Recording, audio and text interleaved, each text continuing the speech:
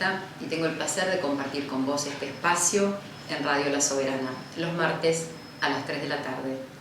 Espacio al que me gusta llamar Soberanos Entredichos.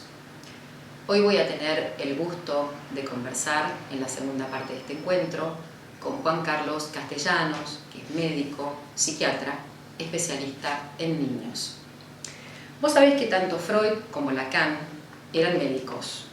Su formación como tales tuvo que ver con el paradigma clásico de la medicina positivista. Freud, poco después del descubrimiento de la neurona, acuña un término que resultó realmente novedoso y fue el de aparato psíquico.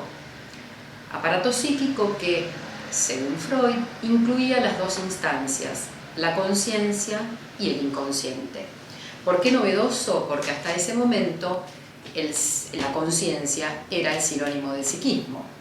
Freud introduce esta enorme novedad, como te comentaba en algún encuentro anterior, esta tercera herida narcisista, el descubrimiento del inconsciente. Freud entonces comienza a tratar pacientes, las famosas histéricas, mujeres que llegaban a su consultorio con determinados síntomas orgánicos muy importantes. Por lo general se trataba de parálisis de los miembros, de las piernas, de los brazos. Pacientes que los médicos en general consideraban como simuladoras, porque no encontraban un correlato entre esos síntomas orgánicos y justamente problemas a nivel orgánico, justamente. Es así entonces que Freud dice, bueno, el síntoma es lo observable, el paciente es consciente de ese síntoma, pero las precondiciones para que esos síntomas puedan desplegarse son inconscientes.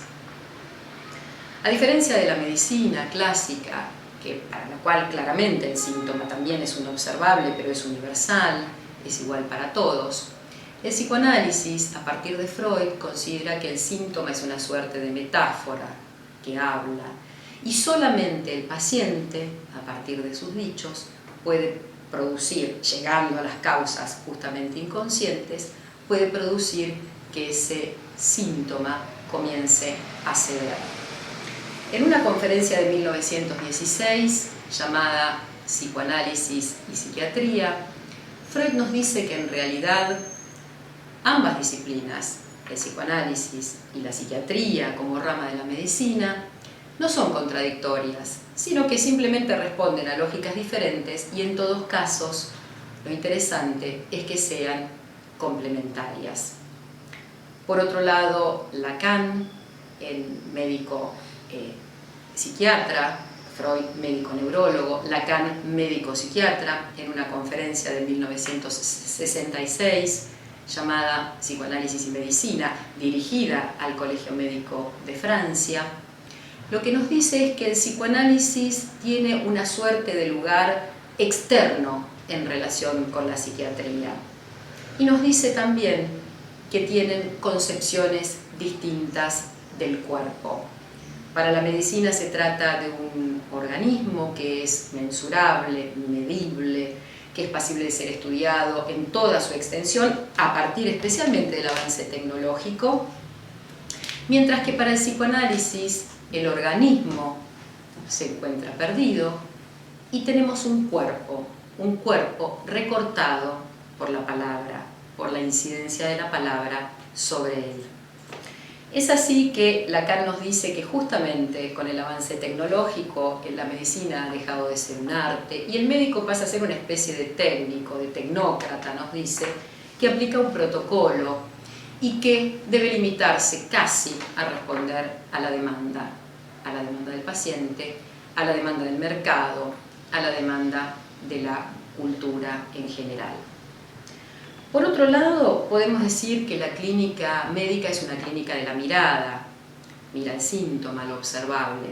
La clínica psicoanalítica es una clínica de la escucha y el síntoma lo es en tanto el paciente se haga una pregunta acerca de él. Por supuesto, en el encuentro con el analista, es decir, en transferencia. Si no, ahí no hay síntoma. Por otro lado, el término diagnóstico es un término que proviene de la medicina. Hacer un diagnóstico implica hacer un pronóstico, ir hacia adelante en cuanto a, un curso de acción, como resolver una determinada problemática del paciente. Para los psicoanalistas, el diagnóstico no es posible, porque implicaría dejar de lado la palabra del paciente. Nosotros trabajamos entonces con hipótesis de trabajo, hipótesis que se van formulando y reformulando acorde a los dichos del paciente y que siempre son para cada paciente y cada vez. Es así que entonces la propuesta más interesante, me parece, sería como un trabajo conjunto, interdisciplinario, entre los psiquiatras, los psicoanalistas y otras disciplinas médicas. Temas que abordaremos en profundidad con Juan en la segunda parte de este encuentro, con Juan que además se especializa en niños, un tema realmente sensible, importante, crucial. Y después de este corte musical, donde lo vamos a escuchar a Serrat con su emblemático tema en el que nos habla de los niños, esos locos bajitos. En un ratito nos encontramos otra vez.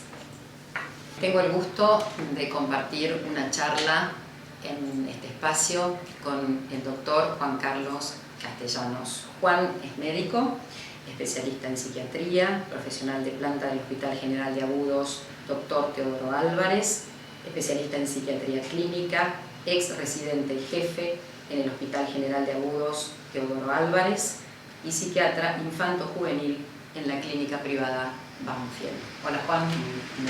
¿Cómo estás? Bien, gracias por la invitación. Un gusto estar acá charlando con vos. Sabés que te convoqué porque me parece muy interesante la mirada que tenés como psiquiatra y especialmente como psiquiatra que trabajas con niños. Contame algo de tu formación, cómo llegaste a especializarte en niños. Bueno, yo hice la formación en el Hospital Álvarez, que es un hospital que está en Flores, acá en Capital Federal. Sí. Es un hospital general.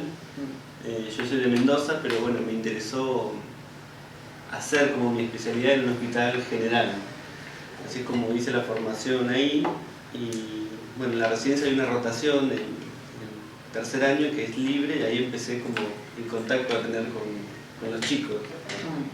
Es como me interesó mucho y así empecé a formarme y a trabajar primero con adolescentes y después me metí en el campo de la infancia. ¿Qué es lo que más te convoca del campo de la infancia? Porque tu mirada puesta ahí. La verdad es que siempre me interesó, digamos, la clínica con niños. Estuve un poco en duda si hacer la formación en el Tobar o en algún hospital de niños, pero cuando empecé me pareció como una clínica muy injusta al principio. Es muy difícil llegar al chico, hay mucho ruido entre lo sintomático que trae el chico y los padres, ¿no? Los padres, el colegio, claro, los prestadores, digamos, el sistema de salud, cómo nos recibe. Es muy difícil por ahí llegar a la problemática. Y esa cosa injusta justamente a mí me produce, en vez de querer huir de ahí, como querer te meterme. Convoca, es como una especie de desafío por ahí, Sí. ¿no? Pero además, y antes de meternos con esta cuestión, porque me parece importantísimo, ¿no? Esta cuestión del niño y todos estos ruidos que vos decís que hay alrededor y la dificultad de acceder al niño en forma directa como sujeto padeciente, ¿no? Vos también estás atravesado por el psicoanálisis, Sí. ¿no? Sí, en lo que me parece te aporta una mirada distinta. Contame un poco eso. Justamente estos textos que vos nombrás, hay un texto de Lacan que se llama Breve Discurso dirigido a psiquiatras, y a mí me gustó porque él se dirige como a los psiquiatras jóvenes, se dirige como ignorantes en la materia, pero porque recién empiezan, Claro. Y él le da valor a esa ignorancia porque un poco nos dice manténganse en esa ignorancia, no comprendan, no se apuren. Claro. Dirigido a psiquiatras. Sí. Entonces, Mantenerse en esa ignorancia me parece aportaría algo de esa frescura, de una mirada nueva, de una mirada distinta, y no tan por ahí sesgada por una formación más clásica por ahí, ¿no? Más del palo de la medicina. Sí, sí, ¿no? Sí. Yo, digo, pensándolo en Lacan como psicoanalista, ¿no? Claro. A mí ¿Cómo me lo gusta, pensás? yo me posiciono como médico y claro. psiquiatra y me gusta pensar que desde ahí igual se puede como ayudar y tratar de comprender y tener una mirada. Es verdad que me atraviesa el psicoanálisis porque justamente da esa instancia de pensar antes. O sea, si bien no me definiría como psicoanalista, me siento mucho más cómodo trabajando con analistas. Y bueno, esa cosa de esperar para ver cómo se va a desplegar un tratamiento o algo que vamos a hacer. Sin apresurarte por ahí a hacer un diagnóstico, ¿no? O a poner un rótulo. Sí. ¿No? ¿Cómo ves el tema? Esta cuestión de los rótulos que además se dirigen, me parece, a la cuestión del ser, ¿no? Cuando uno se encuentra, vos te encontrás con un paciente y por ahí viene rotulado como es autista. La cuestión del ser. Sí, la verdad es que es discapacitado. Es como todo un problema porque creo que los diagnósticos para la medicina son fundamentales, los diagnósticos. Claro. Pero como dijiste en tu introducción, yo suelo ver los diagnósticos como hipótesis de trabajo. A revisar, ¿no? Seguro, a revisar. Seguro, siempre, pero son importantes. Y en especial, digamos, uno como médico psiquiatra se encuentra como por ahí, es como una bisagra porque está en contacto con la medicina y con todas las cosas que prescribe la medicina, pero por el otro lado uno intenta preservar algo de la singularidad y en chicos eso se ve como muy claro, que muchas veces los padres vienen como muy perdidos en cuanto a... Todo se inicia con una sospecha, sea del colegio, sea del jardín. Tiene 3 años y la maestra le dice a los padres: mira, no habla como los demás, se mueve más que los demás. Y ahí empieza una seguilla de observaciones y basta con que alguien diga, lo deriva al neurólogo, te recomiendo que vayas al neurólogo porque tu hijo puede ser que tenga TEA, sigla de trastorno del espectro autista. Que incluye como una gran bolsa, sí, ¿no? Que es tremendo. Es tremendo. Pero es tremendo cómo esa duda se puede transformar en va al neurólogo, el neurólogo con el poco tiempo que hoy tenemos en medicina, que nos tiran muchos pacientes, poco tiempo de espacio de escucha, de poder comunicarnos con otras instancias, se suele pedir los famosos test para que lo que podría hacer el médico lo haga otro. Entonces, el famoso test de ADOS o el ADIR. ¿Y en manos de quién están esos test? ¿Quién los...? Y hay como... Es algo que ya está como muy armado. Protocolizado, ¿no? Sí, hay gente que ya se especializa en eso, eso ya viene de España como muy armado. El TCA es muy caro la preparación, los test son muy caros, le sale muy caro a las prestadoras. Vemos ahí el mercado en todo su esplendor, la lógica del mercado en su esplendor. Un mercado que no tiene mucho que ver a veces con la industria farmacológica. Claro, no, ese sería otro mercado. Pero sí se le inicia porque el test deja todo preparado para que venga un psiquiatra o un neurólogo y termine con el sello, del diagnóstico y ahí certificado de discapacidad. Y eso es como una llave para que después esos chicos se indiquen con 3 años terapia ocupacional, fonoaudiología, psicopedagogía, acompañante externo en el colegio. Entonces, algo que empezó como una duda termina con un certificado de discapacidad. ¿Y vos podés decir que en la mayor parte de los casos eso no funciona? O digo, ¿no sería lo esperable para ese chico? Yo lo que veo es que hoy en día es difícil parar eso. A mí me gusta, cada vez me especializo más, como para autorizarme un poco más y poder decir, esperemos. Esta cosa que está como muy armada dice todo lo contrario. No hay que esperar, mientras más antes se diagnostique mejor. Hay test que a partir de los 30 meses ya podrían evaluar al chico, diagnosticarlo y como digo, antes de los 5 o 4 años no tiene nada que ver ni la medicación ni la medicalización, sino esta cosa que se arma. Porque ahí no se medica, ¿no? Antes de esa edad no se medica. No, por suerte no. Por suerte no. Digamos. Me interesó mucho esto que dijiste, Juan, de autorizarse. ¿Qué querés decir con esto de autorizarte vos a vos mismo, ¿no? Creo que en esto el médico tiene, no es que tenga más para decir que un analista, por ejemplo, que un psicólogo, pero por cómo está la sociedad, yo creo que es más escuchado. Claro, sí, sí. A mí me ha pasado de chicos... Esto sigue siendo así. Sí, que tienen múltiples tratamientos y los padres desesperados con tal de que el chico se cure o salga adelante, poder decir, no hagas tanto de un lugar médico, si se quiere decir, médico, psiquiatra o neurólogo. Y tu palabra es escuchada y sí, por ahí si un analista dice lo mismo, un psicólogo dice lo mismo. La tienen muy difícil, muy difícil porque sí, la tienen... Sí. Sigue siendo una palabra más autorizada la del médico, ¿no? Y que los padres están perdidos. Una condición para hacer chicos es no enojarse con los padres, es fundamental. Claro. Yo creo que esa capacidad la tengo porque sí. son una herramienta y muchas veces, hay padres, así como hay colegios tremendos, hay padres tremendos, sí, médicos tremendos, pero claro. No dejan de ser padres desesperados y que quieren en su gran mayoría lo mejor para sus hijos. Sí, claro, por ahí desde un lugar de desconocimiento de qué en realidad sería lo mejor para ese chico, ¿no? Sí. Porque el chico aparece con síntomas, pero nosotros desde el psicoanálisis, y decime si vos estás de acuerdo con esto, decimos que el chico suele ser el síntoma de los padres. Sí. ¿Estás de acuerdo con esto?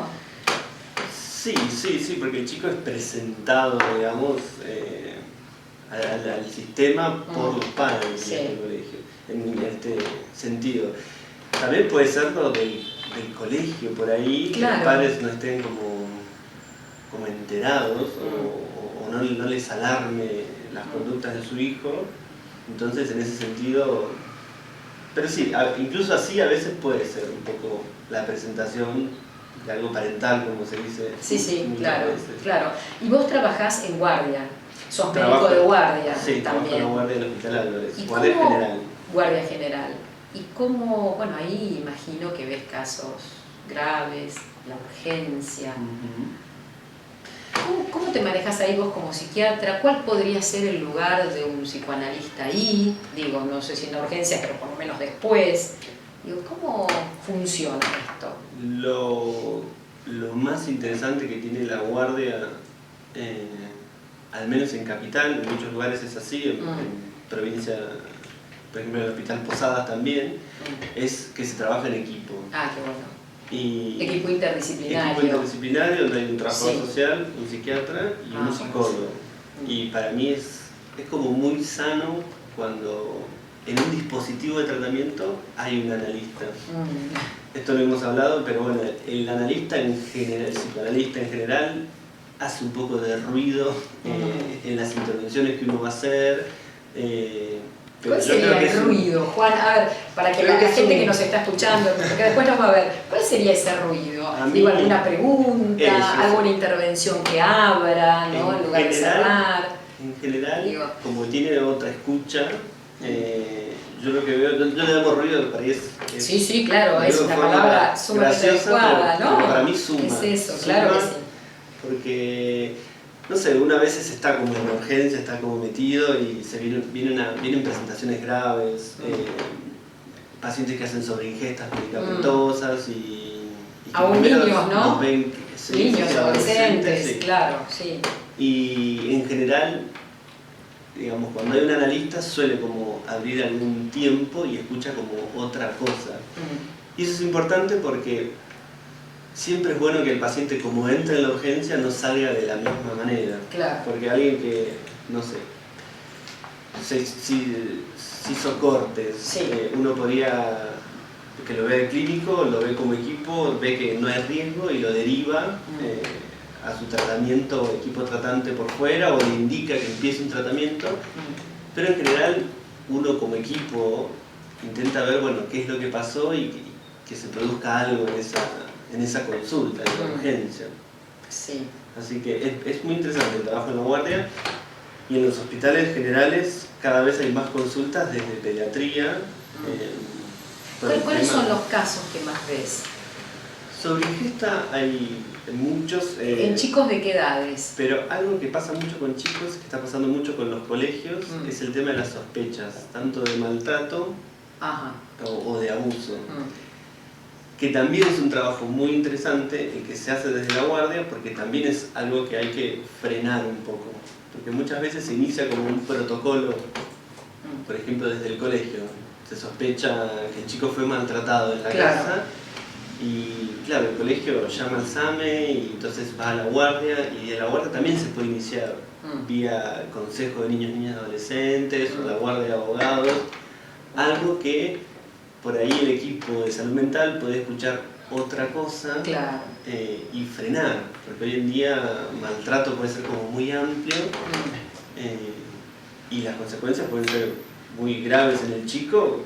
El chico puede terminar en la guardia, en el hospital, en la sala de pediatría o terminando en un hogar. Es decir, siempre la importancia de esto, de una escucha paciente y del caso paciente, ¿no? Mira que término uso yo, pero sí, paciente, y del caso por caso, ¿no? De lo singular, porque digo, ese dispositivo del protocolo de seguir una serie de pasos preestablecidos nos mete como una suerte de túnel ahí, ¿no? De cosa como casi mecánica, que nos lleva, no sabemos finalmente hacia dónde. Digamos que si bien sostiene por ahí. Los protocolos muchas veces tranquilizan a las instituciones. Totalmente. Digamos, y a veces a los padres por ahí también, ¿o no? Sí. ¿No? Vos charlábamos la vez pasada el tema de los medicamentos. Cómo muchas veces los padres llegan a tu consultorio con un chico, con un hijo que está medicado y te piden que sostengas esa medicación, que no se la saques, ¿no? Y es muy difícil... Pero hay esto. Sí, cuando ya se instala la medicación en el dispositivo y eso genera como un nuevo sistema, es muy difícil a veces desarticular. Claro. Si bien al principio se muestran muy reticentes, muchos pacientes o padres que son mandados al psiquiatra, cuesta mucho a veces cuando está indicado iniciar con una medicación, una vez que se inicia, después es muy difícil de saltar ese camino. Tranquiliza seguramente, ¿no? Sí, por eso creo que la psiquiatría tiene que ser un poco más, el psiquiatra como no tiene que ser el mero prescriptor de fármacos, sino incluir todo el fármaco en un dispositivo de tratamiento y decir, bueno, yo siempre digo, tengo un speech, pero que no, que el medicamento es una pata de un tratamiento, pero que tiene que haber más cosas, no puede ser el medicamento solo la única intervención. Y déjame decir que eso es lo que más me alarmó cuando empecé a atender a los chicos, que se empieza por el medicamento. Estamos hablando de chicos graves. Por ejemplo, que en el colegio, estando en 4º grado, 9 años, ¿no? 10 años, 10 años. Tienen que llamar al SAME porque el chico tira sillas y le pega a la directora y el chico dice que se quiere cortar. Pongamos un caso como alarmante y uno ve que el chico está como sufriendo. A mí me ha pasado de insistir en no medicar a ese chico, pedirle un laboratorio, un electro, como que yo armo el espacio médico, armo el espacio médico, pero insisto que no algo se del puede orden medicar, de lo comprobable, ¿no? porque no se puede empezar por ahí. Chicos que si nunca tuvo terapia, si nunca fue evaluado, no se sabe, porque eso puede ser algo que empezó como un aburrimiento, porque no puede prestar atención en la clase, y no puede, porque el final es grave, empezar por la medicación y después ver. Sí, claro, además nosotros desde la mirada del psicoanálisis pensaríamos ahí en alguna inquietud pulsional, que bueno, a partir de un espacio terapéutico, un espacio analítico, eso puede empezar a recortarse. Digo, incluso sin necesidad de llegar a la medicación. Que a veces, como vos decís, una vez que es un camino de ida, muchas veces, ¿no? Yo creo que no hay que plantear en la medicación, yo sé que no lo planteas, pero no hay que plantear la medicación como algo a evitar. Bueno. Porque la medicación, si está indicada, está indicada. Si no está indicada, no está indicada. O sea que no... si uno lo plantea como hay que evitar la medicación, ya está como dudando. Totalmente, no a toda costa, sino, me parece que no es automáticamente, como vos decís, medicar ni empezar por medicar. Pero pasa mucho que los chicos son cuando van al psiquiatra, porque no es el psiquiatra el que muchas veces los medica, yo me agarro la cabeza cuando vienen... ¿El pediatra por ahí? No, de ¿Tampoco? neurología, Claro. pero yo insisto, yo soy, por eso me defino como médico y psiquiatra, porque suelo defender muchas veces a los médicos, el neurólogo lo manda ya medicado y que con la medicación la cosa no funciona. Yo veo que el neurólogo que lo medicó con risperidona por un trastorno de conducta, no hizo un andamiaje que por ahí sí haría un psiquiatra, pedir un informe al colegio, un informe a los terapeutas si ya estaban trabajando con él. El neurólogo por ahí lo medica, pero claro, si uno ve por qué medica ese neurólogo, hay como ya un maltrato hacia la forma en que atiende, donde le pueden dar para que vea 5 pacientes en una hora, que no lo justifico, pero hay como una forma, ya hay un maltrato hacia los médicos y eso termina en un maltrato hacia el infante. Totalmente, sí, parte de un sistema montado de esa manera. ¿Y vos como psiquiatra y que te especializas en niños, cómo interactúas con la escuela, si es que lo haces con la escuela, con el terapeuta, con el analista, con lo que sea, que también trabaja con ese niño que es tu paciente, con ese adolescente? Hoy en día es como mucho más fácil el comunicarse, vía mail, vía WhatsApp. Obviamente que lo mejor es verse cara a cara, pero digo, vos estás en contacto, por teléfono.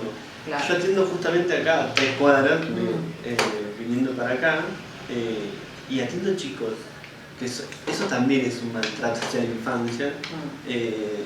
A mí me gusta un poco hablar del maltrato que genera con el sistema de salud y cómo los atiende. Porque además el médico no deja de ser, como decías recién, en el caso del neurólogo, no deja de ser víctima de ese maltrato. Empezamos por ahí, ¿no? Es un eslabón más de la cadena.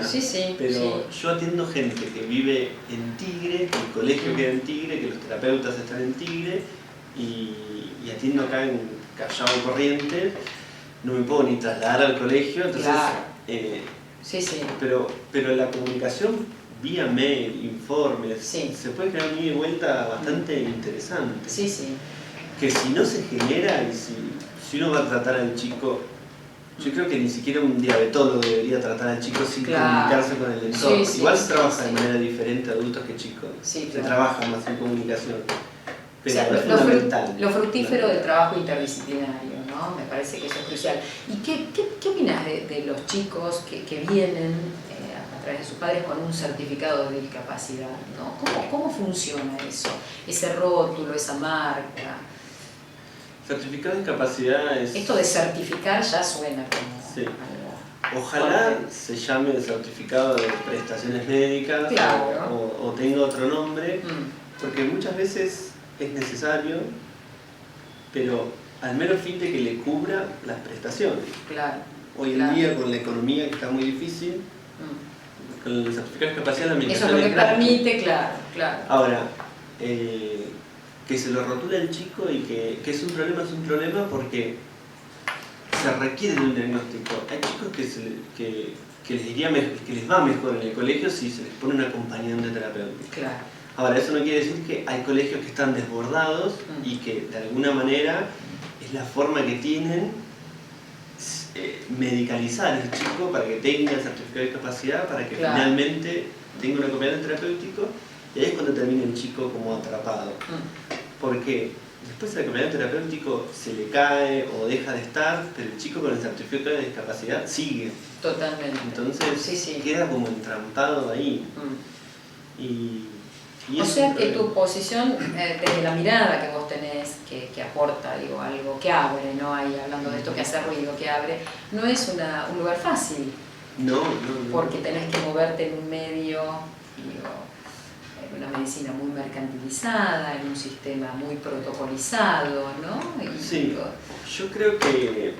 transitar ahí un camino bastante... Una crítica, pero los entiendo, una crítica que yo le hago a mis amigos, colegas psicoanalistas, por ejemplo, que las obras sociales no están o están poco, y es entendible de alguna manera por el bajo sueldo que tengan o por cómo es el trabajo. Pero vos sabés que en las obras sociales por lo general se apunta a terapias de otro tipo, ¿no? Terapias breves. Esa retirada, digamos, da lugar Totalmente. a otro tipo de prestaciones. Es así, sí, sí. Entonces, sí, porque lo interesante, más allá de un requisito puntual de una obra social que por ahí dispone, no sé, de 20 sesiones solamente para un paciente, ¿no? O algo por el estilo, la escucha psicoanalítica es importante que esté, más allá de que haya una limitación en el tiempo, ¿no? Porque me parece que se juega esto, la clínica de la escucha y eso.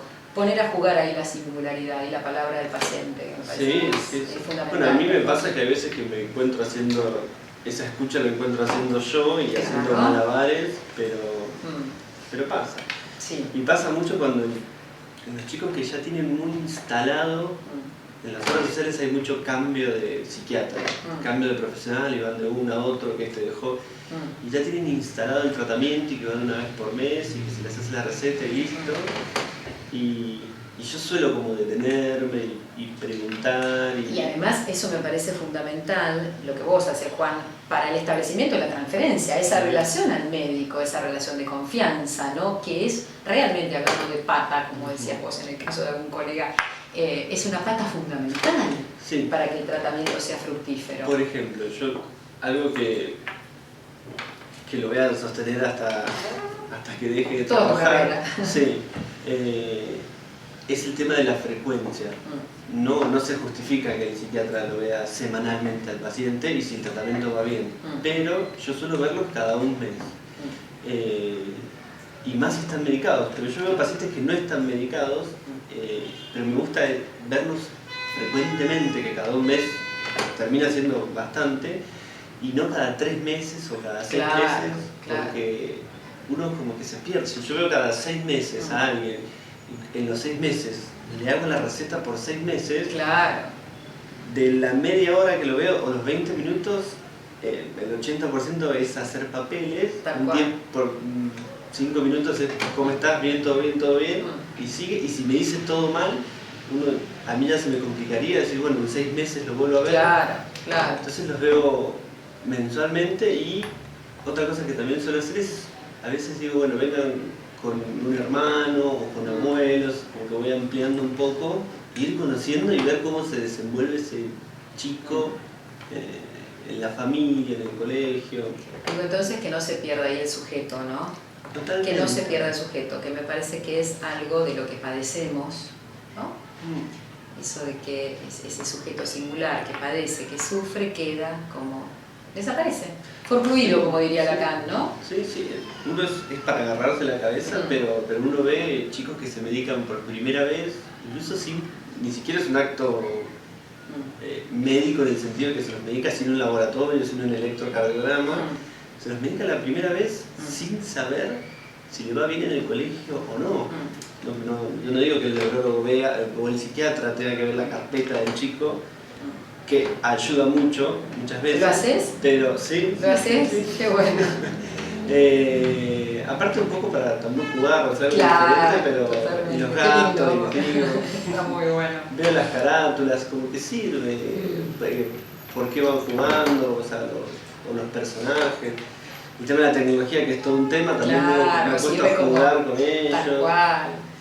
Pero que tengo que reconocer que en la clínica donde atiendo chicos, la clínica privada de Banfield, me cuidan bastante. O sea que les interesa tu abordaje, tu trabajo. Sí, ellos me cuidan bastante y me respetan mucho el tema de los tiempos. Claro. Yo siempre les he pedido y me han dado horas sin turnos para yo pedir sobre turnos para los chicos o para extenderme en los casos que quiero me extiendo. Nunca me han dicho... Fantástico eso, ¿no? Sí, yo creo que esa forma de cuidar, digamos, al profesional, sea la profesión que sea, me parece que... Y redunda en el puesto, claro. Sí, decididamente. Sí. Bueno, Juan, la verdad que me encantó tenerte porque me encanta la mirada que tenés como psiquiatra, especialmente trabajando con chicos, que me parece que implica una responsabilidad enorme. Bueno, así que muchas gracias por gracias a vos por la invitación. Gracias, Juan.